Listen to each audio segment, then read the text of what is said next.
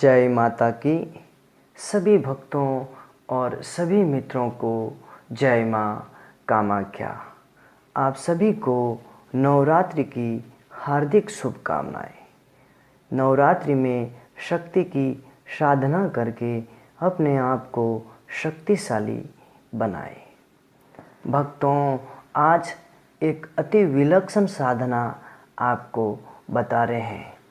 ये रहस्यमय साधना करके आप सिद्ध आश्रम में प्रवेश हो सकते हो और जो अनेक अदृश्य सिद्ध आश्रम जो आँखों से दिखाई नहीं देते हैं, जैसे मनुष्य का मन, किसी भी तरह से आप अपनी आँखों से मन को नहीं देख सकते हो। न विज्ञान के पास कोई यंत्र बना है मन को देखने का, और वो एक ही यंत्र है योगियों के पास है, तांत्रिकों के पास है, वैज्ञानिकों के पास नहीं है।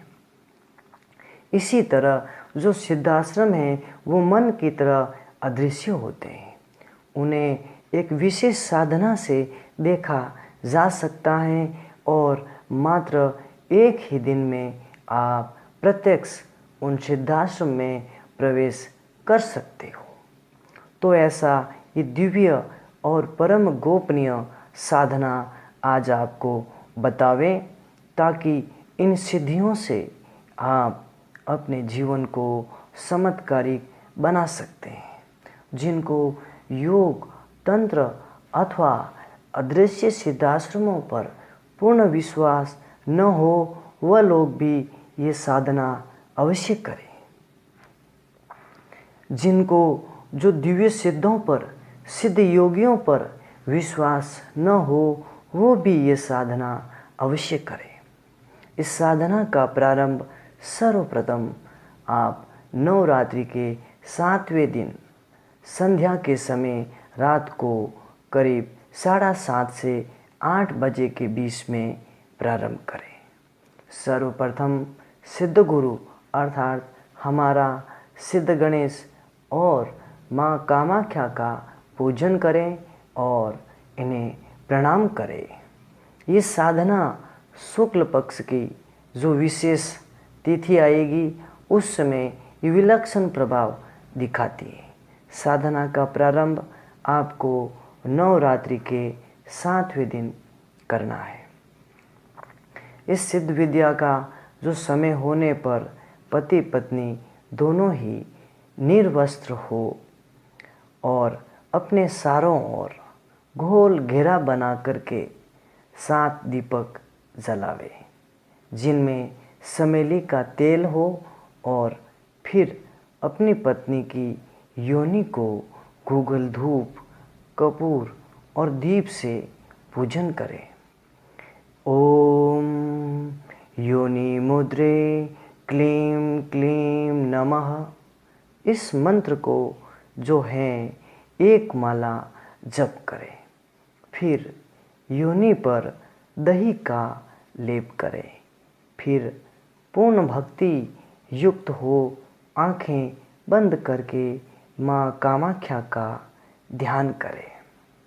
मंत्र है क्लीं क्लीं कामाख्या क्लीं क्लीं नमः। इस मंत्र की 7 माला जप करें। माला रुद्राक्ष की हो अथवा लाल मूंगे की भी ले सकते हो। फिर पति पत्नी अथवा प्रेमी प्रेमिका दोनों ही सिद्ध आश्रम दर्शन की प्रार्थना करें। इसके पश्चात दोनों एक दूसरे को चमेली का इत्र लगावे। फिर लाल आसन पर मोगरा के फूल, जवा के फूल बिछा करके उस पर अपनी पत्नी को सुलावे। फिर दोनों 11 बार लंबे गहरे श्वास ले।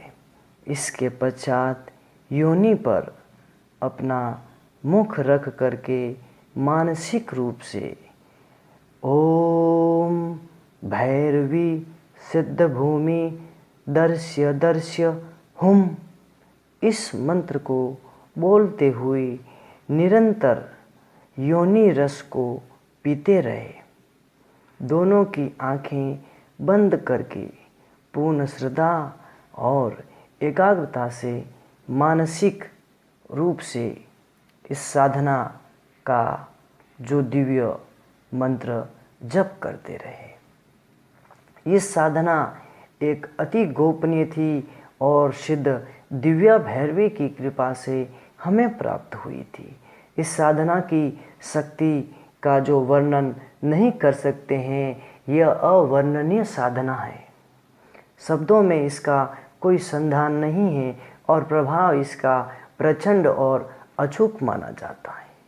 तंत्र का संविधान भी स्त्री से ही प्रारंभ होता है और ये साधना केवल शादीशुदा गृहस्थ लोग ही कर सकते हैं। और फिर मंत्र जप के समय, साधना के समय यह दृढ़ धारणा बना ले, धारणा करे, धीरे धीरे हम सिद्धाश्रम हिमालय के दिव्य ज्ञानगंज और संभाला घाटी हमें दिखाई दे रहे हैं। यह आपको उस समय एक विलक्षण धारणा करनी है, गंभीर धारणा करनी है। बस उसी समय धारणा करते ही वहाँ पर आपको अति सुंदर रमणीय दिव्य संभाला घाटी दिखाई देगी। चारों तरफ दिव्य प्रकाश फैला हुआ है और कैलाश पर्वत के पास ही स्थित ज्ञानगंज अत्यंत श्वेत दूधिया प्रकाश से प्रकाशित है। जिस तरह गाय के कच्चे दूध में थोड़ी सी हल्दी, थोड़ा सा गुलाब जल, थोड़ा सा केसर डालने पर जो रंग बनता है, वही रंग से ये ज्ञानगंज प्रकाशित है। इन सिद्धाश्रम से ओम की ध्वनि गुंजायमान हो रही है। ये भावना करते हुए आज्ञा चक्र में ध्यान में उतर जाए। पति अपनी जीभ से निरंतर महामुद्रा योनि रस को पीते हुए जब योनि से उनका वीर्य अर्थात जो रज हैं निकलने लगे, तो पूरी तन्मयता से पत्नी के संपूर्ण वीर्य को एक ही श्वास में पी जाए। ध्यान रहे उसकी एक भी बूंद व्यर्थ भूमि पर न गिरे, वरना साधना भंग हो जाएगी। तत्पश्चात दोनों एक दूसरे से चिपक जाए। योनि में लिंग प्रवेश करके मानसिक जप करते हुए दोनों सिद्ध भूमि में पहुंच जाएंगे। पूरी एकाग्रता से, पूरी श्रद्धा से माँ भैरवी का मंत्र जप करते हुए ज्ञानगंज और संभाला के सिद्ध आश्रम आपको दिखाई देंगे। अनेक सिद्ध पुरुष, सिद्ध भैरवी आपको दिखाई देंगे। इस तरह यह रहस्य देख करके आप घबराए नहीं, आप उन्हें साष्टांग प्रणाम करें। ये सिद्ध केवल इसी अवस्था में दिखाई देंगे।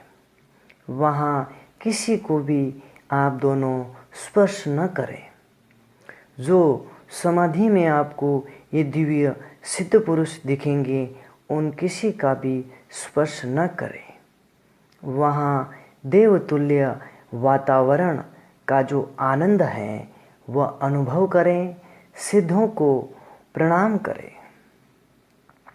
वहाँ से पुनः अपने शरीर में आप आ जाए।